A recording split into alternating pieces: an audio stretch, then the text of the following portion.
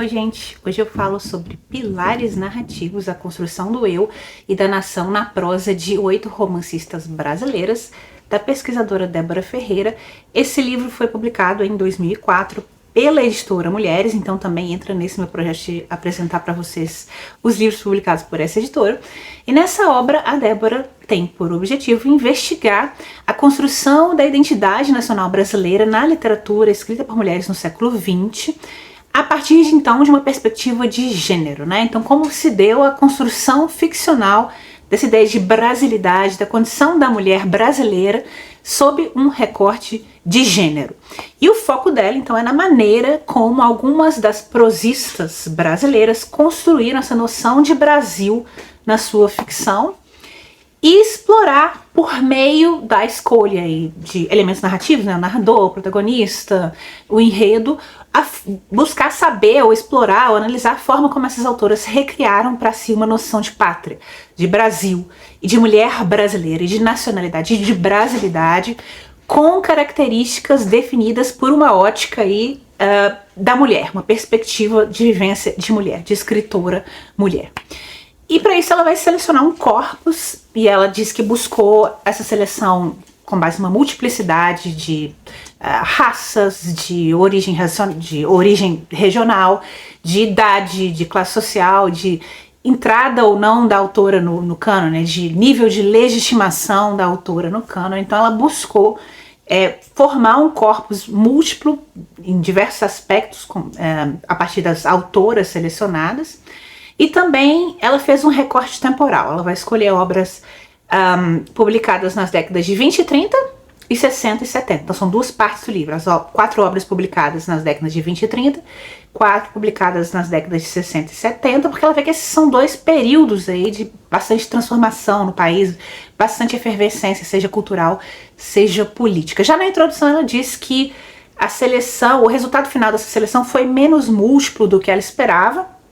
Então há uma predominância aí de mulheres brancas da região sul-sudeste, de classe média.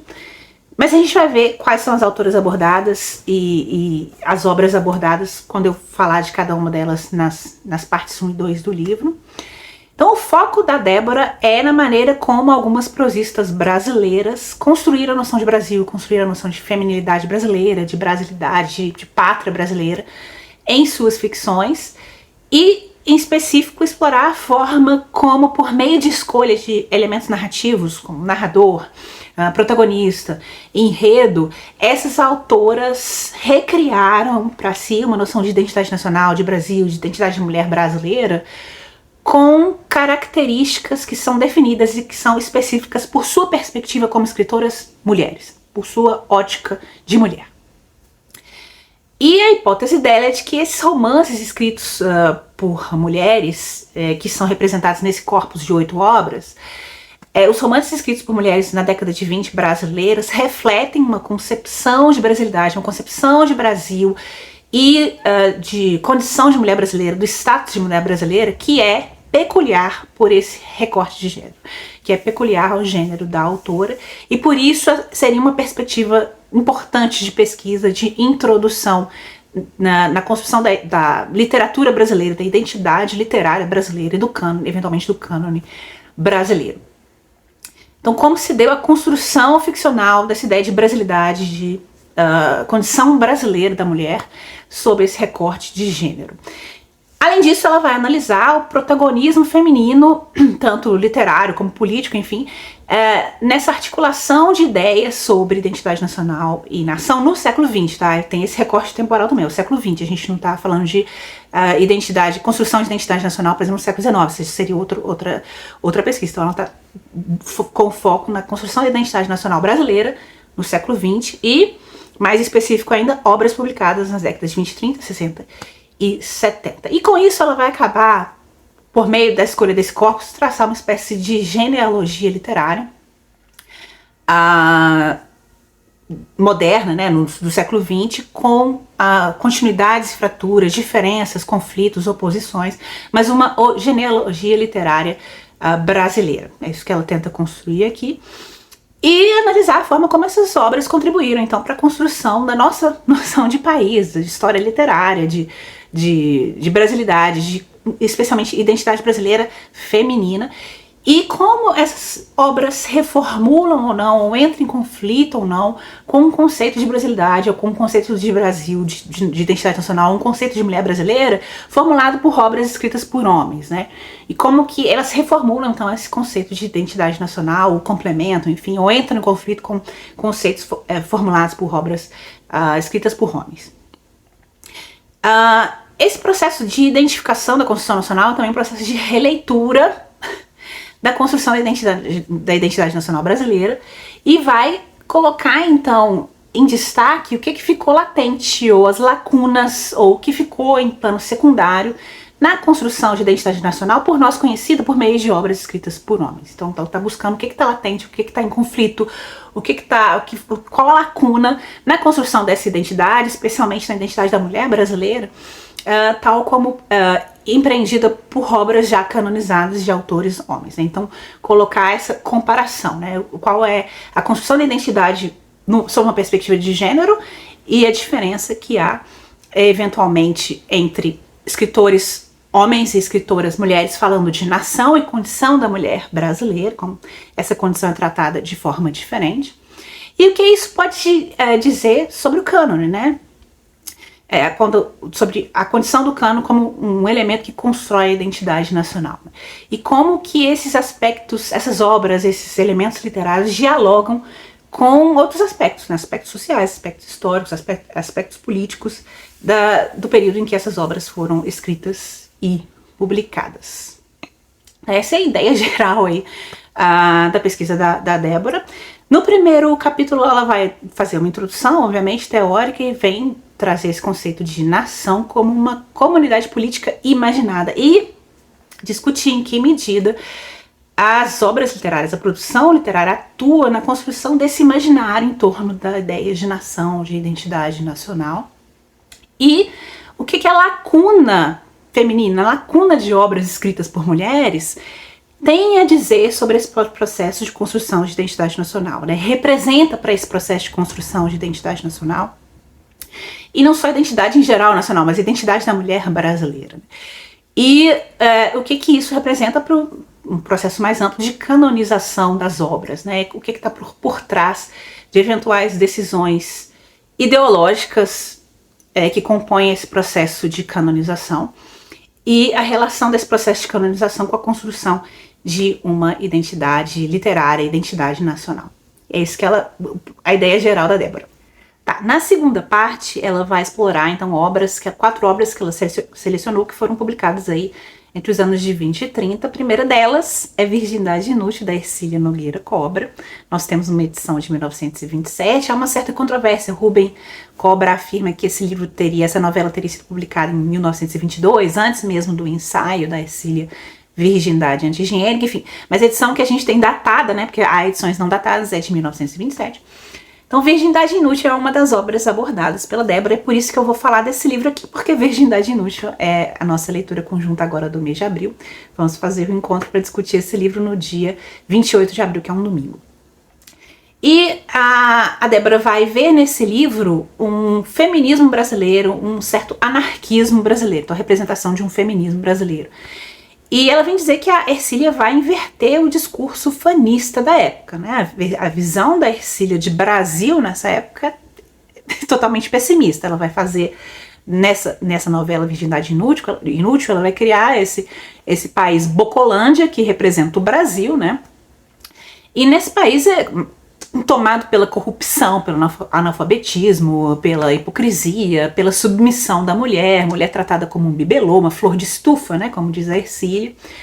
E então a Hercília tem uma visão bastante negativa do país, mas isso não quer dizer que ela não seja uma patriota. Então o que ela vê como um discurso patriota da época é um suposto patriotismo que, na verdade, esconde aí um processo de marginalização, especialmente de marginalização das mulheres, e esconde aí um processo de censura, né? A censura dos aspectos negativos desse país, que ela vê como sendo vários. E a Ercília constrói essa noção de país por contraposição a uma noção de estrangeiro que ela vê como ideal. Então ela fala na Argentina está mais desenvolvido, né, em Paris, na Europa. Cita uma série de autores estrangeiros, inclusive no ensaio dela, Virgindade Anti-Higiênica, ela vai citar diretamente do francês diversos autores estrangeiros. Então ela tem uma visão do estrangeiro que é positiva e por contraposição a essa visão ela constrói uma visão de Brasil que é bastante pessimista.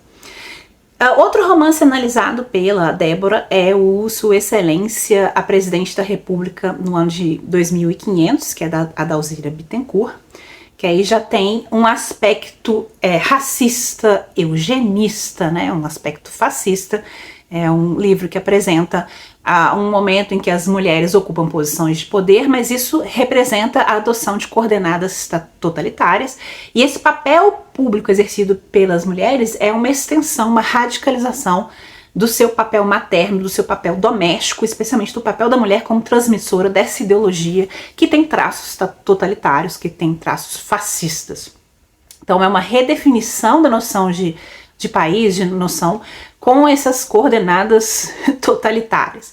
Então nós temos um país em que há esterilização de membros considerados não aptos para gerar cidadãos mais perfeitos, que há expulsão de pessoas negras do país e que há aí uma espécie de nacionalismo utópico de teor fascista. Outro romance analisado pela Débora é o 15, da Raquel de Queiroz, e aí ela vê a construção literária do sertão, a construção literária da seca, a construção literária do Nordeste, como um elemento central da formação da identidade do país, e não só isso, da mulher nordestina, da mulher nessas condições do sertão e da seca. E vê também a construção de uma noção de São Paulo, que é uma noção utópica, né? A noção do migrante. Vou para São Paulo, minha vida vai melhorar. Então, ela vê no 15, então, uma representação do regionalismo social.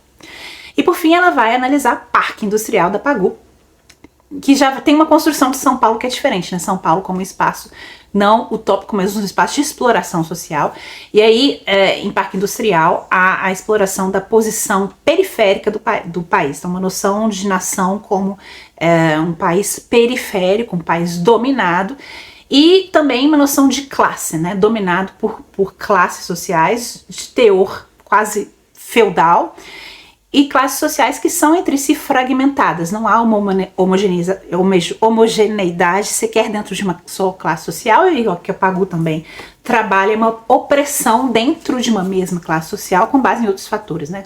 Fatores como, por exemplo, abuso sexual, enfim. Tá, esses são os romances analisados nas décadas de 20 e 30, nas décadas de 60 e 70, nós temos a terceira parte do livro.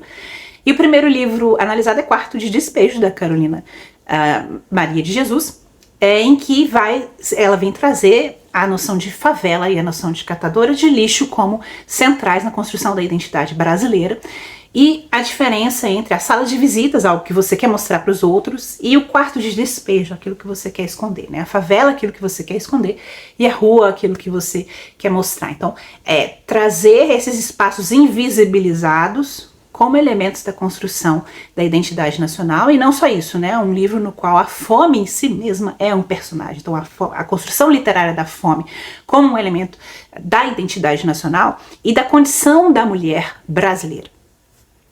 Outro romance analisado é A Casa da Paixão, da Nélida Pinhon, e aí a Débora vai ler esse livro como uma alegoria para a condição política nacional naquele tempo, e vai vê-lo como uma crítica um tanto oblíqua a autoridade que é representada pela figura do pai da Marta, que é a personagem principal aí da Casa da Paixão, e também a ideia de sensualidade da mulher brasileira como algo que ameaça essa noção de autoridade paterna ou patriarcal. Ela vai analisar o livro As Meninas, da Lígia Fagundes Telles, para trazer aí um elemento de fragmentação da nação brasileira, da identidade brasileira, e especialmente fragmentação de classe, né? Nós temos a Lorena, representante aí da aristocracia oligárquica, nós temos a Lia, que é a representante da esquerda, né? Da militante da esquerda, e a Ana Clara, uma mulher vinda de classe menos favorecida, que sofreu abuso e que quer, na verdade, ascender socialmente, nem que tenha que usar o seu corpo para isso, né? E que não está questionando necessariamente as bases dessa sua condição, enfim, a estrutura que a levou a essa condição, enfim.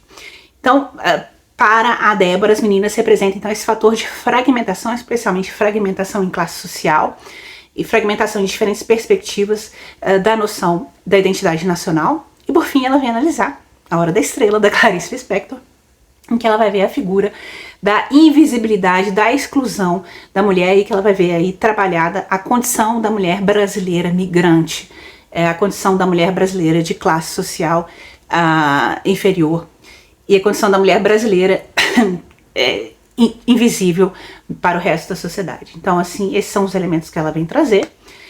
E é isso, o livro vai trabalhar essas diferentes formas de expressão de nacionalidade, especialmente de nacionalidade da mulher brasileira e do feminino brasileiro, da brasilidade feminina, nesses 8 romances, e esse corpus selecionado representaria então a prosa brasileira das mulheres no século XX, como essa prosa brasileira constrói a noção de identidade brasileira, identidade da mulher brasileira em específico também, e o que a lacuna da presença da prosa das mulheres na construção da identidade nacional no século XX pode dizer sobre essa construção e sobre o cânone em geral.